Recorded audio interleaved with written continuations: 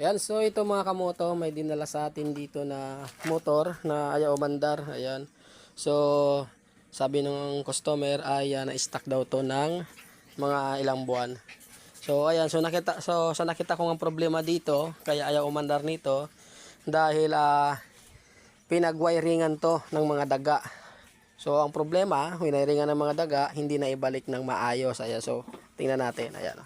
So, dito, kung makikita nyo, ayan o, nginat-ngat na ng mga daga yung kanyang toolbox. At syempre yung mga wire niya, ayan o. So kaya ang suspetsa ko dito, may mga putol na wires. So dito sa kanyang harness wire niya.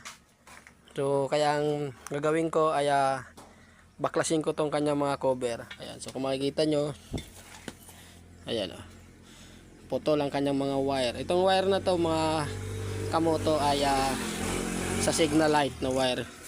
So wala namang problema kung ito yung mapuputol, so dapat aandar pa rin. So ibig sabihin may ibang wire to dito na naputol. So baka yung supply sa CDI or yung papunta sa kanyang ignition coil. Ayan, so ngayon baklasin ko muna to.